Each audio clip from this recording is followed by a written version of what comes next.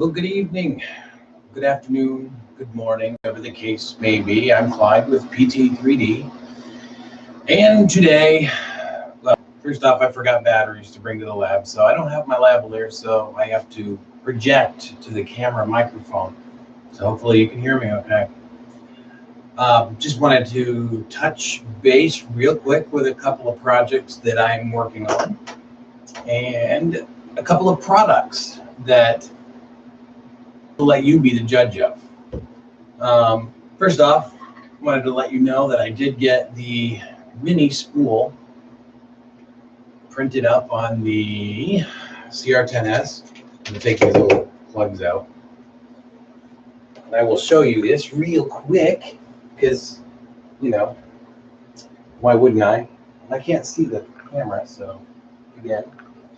All right, so this is the mini filament spool that I found on, and it printed really well.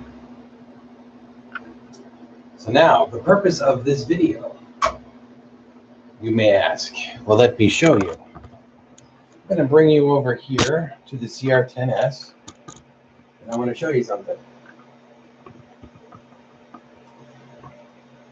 Okay, so these are the R2D2 parts.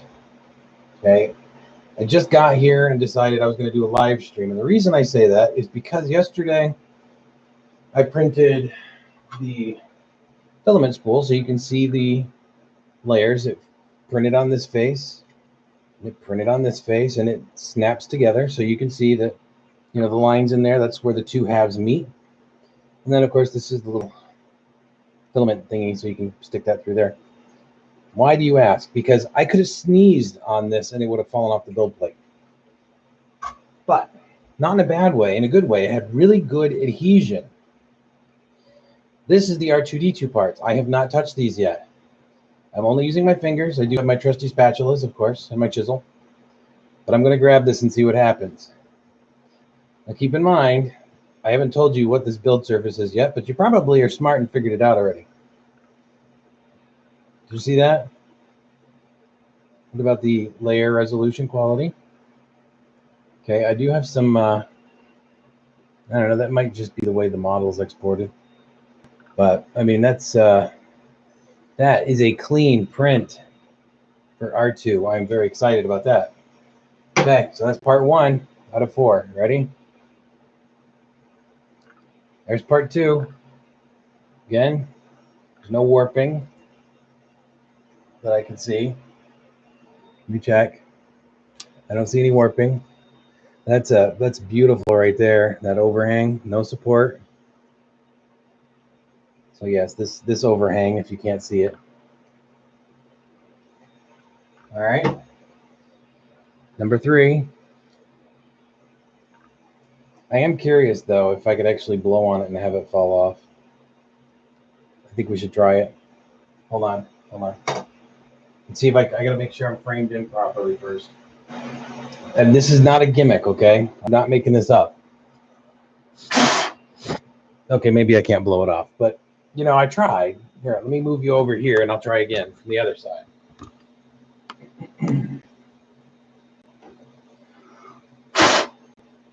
Okay, so I lied. You can't blow it off. But that's probably because it's too heavy. And I don't have enough hot air, I guess. I know. Okay, so let's put these over on the bench. These are today's parts.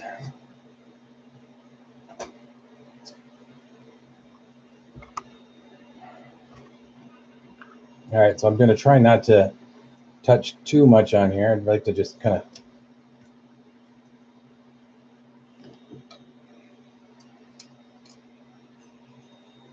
it does come off easy. I'm just trying not to get my oily skin all over the build plate. I don't want to have to redo my surface if I can avoid it. So hence the reason why I didn't really want to touch it too much.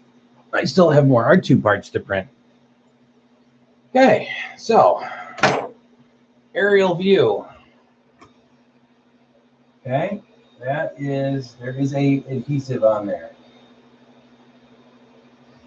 Why am I telling you this? Well, most of you guys are seasoned printer people and makers and creators, and it's probably not the highlight of your day to listen to me talk about adhesives and, build adhesion. But I will tell you, get my camera back in frame again. All right, let's try that. When I was first learning how to do 3D printing, I didn't have a clue. Okay, I was part of the blue tape convention, and I know a lot of people still use blue tape, so I'm not slamming blue tape, but I wasn't happy with this. You see, I mean, like, this reflects light because this layer is like so smooth, it's almost like glass. I mean, that is what I wanted when I got a 3D printer. I got texture transfer from the tape, so it wasn't like perfectly smooth, and it was bugging me. But now that I'm running with glass and different types of adhesives, it's fun. The sheet that I had, it's like kind of like it's comparable to like Build Tack. I did have that, and I put that on the ANET A8 a while back before it finally gave up.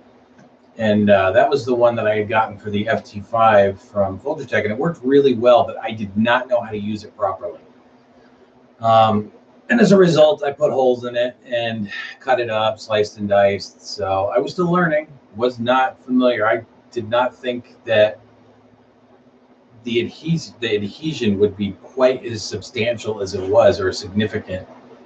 And it was. I mean, imagine the most stuck print you've ever had to get off of a printer, and that's what I had. Now, granted, I was grinding that thing because I was always of the impression that you had to squish that first layer. Get it level, but squish that first layer. It wasn't until, I don't know, a while later that I started watching, the YouTube videos and stuff and learning a little bit more. And I'm still not an expert, so this is just my opinion on all of this. And I realized that that's not the case. You want to still have a good, consistent layer, and different filaments do different things. And you run the first layer how you're comfortable with running the first layer. That being said, obviously you can print too far up, and then you're not going to get good sticking value, so that's not going to work. If you run it too close to the bed, you're going to have a lot of over extrusion. You're not going to have the prints you want, and odds are you're probably going to be a little crooked. So why am I telling you this? Well, I had switched to the Elmer's glue sort of stuff, slurry, where it's like I added some water to it, and it actually came with the Instone Inventor Pro 3D printer, and I thought it was hilarious. That was originally a borosilicate glass build plate, and that was their recommendation for the manufacturer. So I applied, a nice coat using a spatula, squish it, make sure that I get as much of the lines even as possible and keep it nice and thin, but still have a presence on there. So that's what I did. And it worked very well for a while. I could probably run a couple of weeks before I had to really change out the build surface. Then I could just take it to the sink, run it under hot water and soap, and it was fine. So I decided I was going to try it on the Z360, which is the Jenny, or the Ultimaker 2 clone.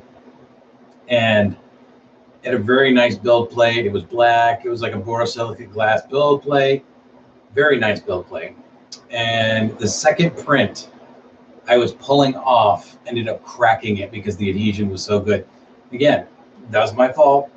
The bed, underneath where the metal is, where the heated plate is, and just a little bit of a warp to it. So when I put pressure on that build plate to get the print off, it cracked the bed because, it was stuck on there. So, because it really depends on the machine you have. And I know that there are people that swear by tape. There's people that swear by the glue I'm talking about. And And there's people like me that have been using this for almost 2 years. And this is all I've used is the Uhu glue, which is the PVA glue. And I've really, really had good luck with it. Now, the only thing I don't like about it is it transfers. But, I mean, if you don't mind washing off your part afterwards, it's not really that big a deal. It's water soluble after all. It's very easy to clean off your build plate. So that's why I went, and it's economical and cheap. And they make different versions of this. I just happened to get this one. And then this brings me to today's purpose in video, okay? And then you also hear PEI too. That's another build surface. This right here is a sample of Magigoo, okay? You can buy this over at Matter Hackers. And Matter Hackers and Magigoo were kind enough to leave samples at the Earth this year. And I got one as part of, the admission. And I was looking at it the other day and I'm like, oh, I can't find my glue stick. So I said, I'll just put this on. So I put it on. I did not use the little spreader. They have the cardboard tube here, or the cardboard. They recommend, spreading it on. Give me 1 second. Printer is starting.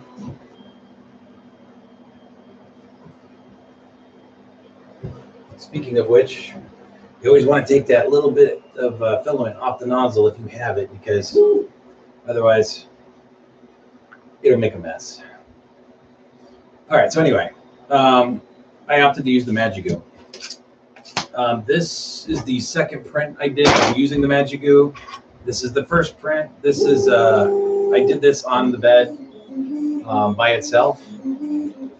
So there was no other parts on it. Wow, that's weird. That's a neat little feature. A little, must I hit this with something? Huh. Anyway, the adhesion was great. I mean, this thing came right off the build plate, and I almost cried. I was like, what?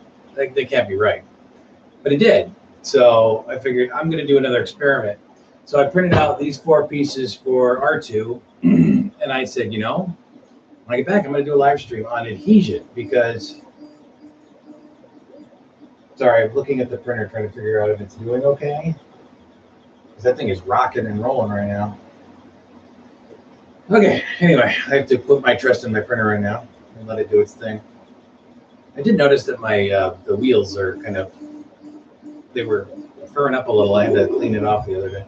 Anyway, so the point I'm making is that this is the 3rd print I'm doing on the Magigoo so far. I haven't freshened it or anything because I don't have any more. This is the only sample I have, and it's sticking great. I mean, even on the thinnest layers, like this thing, if you see all these hexagons, these were each individual ones. It would do this, and then it would do this, and then it would do this, and then it would do this. They all the way around the build plate. If you don't have good adhesion, those are gonna just curl up. So for example, I have one piece of it right here, which you probably can't see. This is one of those, okay? On my initial try, I didn't realize I hadn't cleaned the build plate off correctly, or enough, or good enough, or whatever. So even with this was just, it was falling off. So that, and it was wadding up underneath the nozzle, and nobody wants that. So the point is, there's a lot of different types of adhesives that you can use on your build plate. Use the one that's right for you. Test them, try them out. I applied the Magigoo to this build plate like I would with the glue mix. So I used a spreading knife that I have, spread it across the build plate, and then just kind of made sure that I got as much of the extra off as possible. So like you saw earlier, you can see the reflection coming back up, and that's very similar to what the glue, the PVA glue, with water looks like. And then once you heat up the build plate. So anyway, that's pretty much it for tonight. I want to give you a shout out to Country 3D, Mr. Walter. Just did a live stream with the fine folks over at Slice Engineering. You can find them at sliceengineering.com. And right now on Walter's channel, you can find him on Twitter at Country3D, and that's on Twitter. And he has a promo code. I think it's Country Club, I believe, with a K. You'll have to look online for that. And it is offering a 15% off Odd End promotional code right now. So I encourage you to go on to Country3D's Twitter channel, or Twitter feed, and watch his live stream that he just did a little bit ago with Slice Engineering. And other than that, that's pretty much it, guys. So I hope you have a wonderful rest of the day. Keep innovating and never give up on what it is that makes you you. Okay? I mean, keep doing it.